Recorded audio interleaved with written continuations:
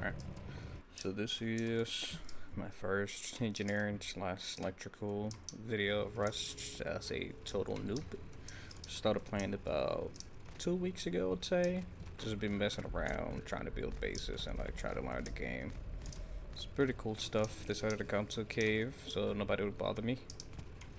And now what I can do is just come here. So what I decided to do is to have this as a drop-off box, so I could put whatever I want in here. The first gets sorted, and then I set up 2 adapters so that they would all basically finish off here. I have 2 boxes for components slash everything I can possibly think of, and then the last box for materials.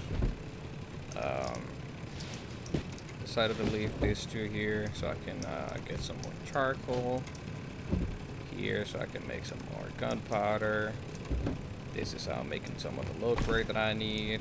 This I don't know how to get the electricity set up down here, or at least to get it from the outside. So what I did is that I just set up a little power generator. And with the power generator I can power some lights and 2 furnaces for now. Probably I can do more, but I don't really care about being super efficient right now. I just wanted to get something to work to see how it can work, and who knows, maybe go from there. So what I decided to do, you can see this is just smelting automatically, and then the output gets taken away. This is a buffer box, just so everything gets moved to this, and then from here to whatever it needs to go. I have a whole bunch of these, probably not necessary, but to be honest, that is just like a much simpler way to make that happen. So for the electrical setup, what I'm doing is that I'm running the output from the power generator into a branch, or whatever that's called, and then one of those branches is going to one of the batteries, the other one is going to the medium battery. And then what I did is that I wired the output of that batteries that's been charged to the input of the second battery. So basically I have this 2 in serial, and that one is just by itself on a separate branch. But by doing that I can charge these 2 at the same time and get whatever the output from the second battery is. Then I'm taking the output from the medium battery and the output from that second battery that's now being charged by the power generator, and running that into a root combiner. And then the root combiner had decided to move that to a switch, just in case I don't need to be running anything. I can shut it off while leaving the power generator on, because that way the power generator can still charge all 3 batteries while not consuming any power, I think. I'm not sure if that's how it works here, but I think that's how it works. Then I turn it on, and then everything comes back to life. So then what I did is that I took the output of that switch into a splitter, and then I'm taking like the splitter, and like let's say one end goes to like 1 or 2 of this, since you can have power input and then a pass through. Then I power 1 or 2, and then I go into the storage adapter here, and then from the storage adapter to that respective furnace. Then I'm taking the second branch, and I'm basically doing the same thing. I'm powering like 1 or 2 of this, and then from that second one to the second storage adapter, and then it goes into that. And then the third one is powering a couple of lights, and I have this one here that needs power. And then these 2, I think I have them plugged into something, but yeah. And then from that to the turret. The turret, I still haven't been able to get it to work, because I think I'm 1 power unit short.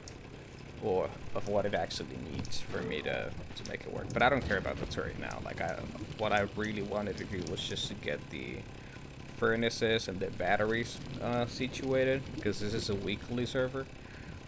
So I think, you know, once I start playing on like longer lasting servers, maybe I can try to be a little more organized and like proper, I guess, about it.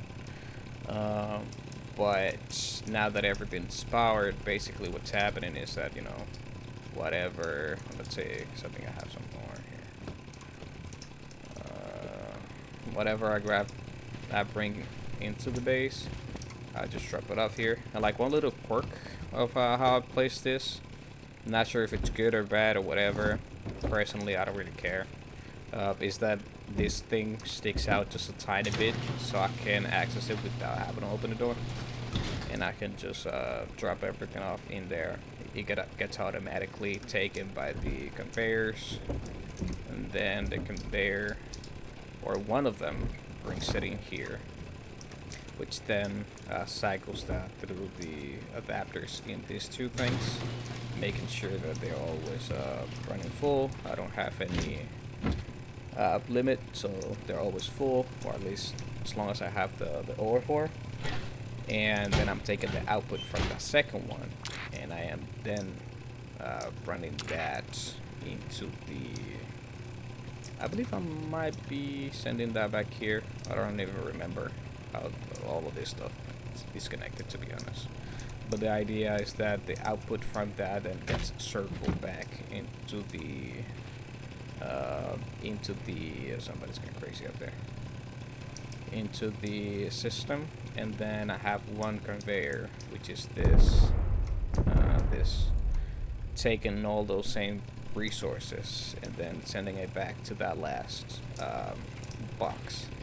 The problem that I was running into with that is that sometimes I don't know if I need to set up like a limit for how much stuff is being put into the furnaces, or I couldn't really figure that out.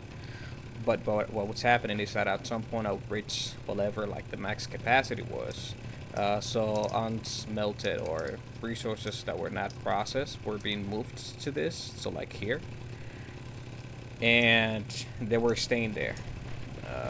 And the problem is that with that is that I then had to move them back into the input box manually. So in order to fix that, something very simple. Maybe again I'm just missing one step, but at least it's working now. What I'm doing now is that I'm just taking whatever's not processed from in here and just automatically sending it back to the input box, so that it has a chance of being put back into the system and back into the furnaces if there's space for it. If not, they're just gonna keep moving around here, which is probably very inefficient. But to be honest, I just wanted something functional. I don't care about like my first ever setup to be something, you know, marvelous or anything like that. So yeah, so now basically whatever I put in here is eventually run through the system. If this is something that needed to be processed, here you get processed. If it doesn't get processed, it ends up here. If it didn't get processed, it would then be taken out by this and sent right back so that it can go back and have another chance at being smelted. If it does get smelted, then you know it just stays there, because this one I did set up filters just to make sure that it is only the stuff that needs to be processed that's taken out of this, and not anything else. So everything else is just gonna stay there. And the cool thing is that like if I take this stuff and you know whatever it is, if it doesn't need to be processed, you'll probably just be taken and then immediately sent out to that box without really having to wait for everything else to be smelted.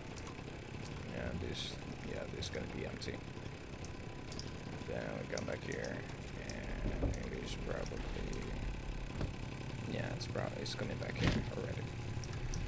So I like that because, you know, as a solo, like I just wanted to learn some of the mechanics of the game. I'm not too insane about PvP right now, so I just wanted to take some time and like understand the game. But I feel like this is a good amount of work. I think I already showed this. Yeah, I'm already making this. And the good thing is about having that there, you know, I can just come here, grab what I need or what I can, and I just get whatever it is that I can get.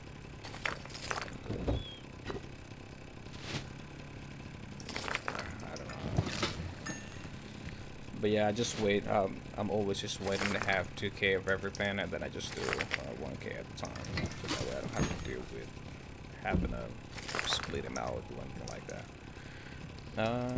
But yeah, this is where I can like basically follow the rest of the cables. It looks like some craziness, but it is very simple. So from the generator to the yeah, from the generator to branch, then one battery, and then from this battery to that battery to the roots, from that battery to the roots, roots to the switch to the splitter, one branch of the splitter to power some of the conveyors, and one of the furnaces with the storage adapter, the second one the same, a couple of this with the second furnace, and then the third one I think I'm running through the lights and some of these remaining adapters, and then eventually finishing up here, which it didn't quite work. Maybe if I only run like one or two of the lights and then run it back, I'll definitely have the power that I need, but I'm not doing that because I don't really care about it right now. And then the storage and item stuff again is like one input from out there, or one dropout box gets moved to this. I have two conveyors, one for the materials, which is then pushing all of our stuff to the furnaces, smelting them, moving them to the box, and the second conveyor for everything else, which is then taking everything else from here and pushing it to the other two boxes. If a material gets pushed to the furnace and it's full, moves to the box out there, then another conveyor is taking that and sending it back to the input box and making sure that it keeps running around until eventually it gets melted, and you know, then it doesn't get moved around anymore. So like this would just get moved to the goalpost, I guess. I originally set up this splitter here with the material stuff because I had both of the boxes connected to the splitter because I thought that that's how you needed to do it. But then I realized that some of the items were not being like properly checked in the first box to see if I had any, and I ended up having like, you know, whatever, like half of that here and then the other half in here, and I didn't like that. So I basically just at this I just didn't take it off. But basically I'm running the conveyor directly to the first box and then from the first box to the second box, so that way everything passes through this box, and eventually when it gets full it'll then, you know, get moved to the second box. That's so that way I can more easily tell what's like in each box. There's a lot of stuff like here I like to have my slightly more important stuff, so like this stuff, you know, like stuff you're gonna be using all the time, and then all the random stuff can be moved here, so like, you know, random little shits.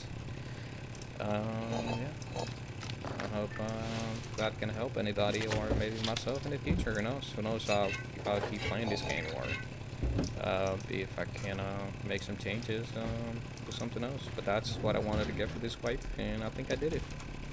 I got into some action, you know. The game is definitely cool.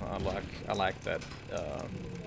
It definitely doesn't feel like I thought Rust was, because when I first started watching people play the game, I always felt like this was like a much more casual, maybe arcadey, like Daisy, since I played that game too. But actually like getting into it and like knowing that you can do all of this stuff actually adds a lot more depth to it. So that is going to be it, and I hope y'all like it.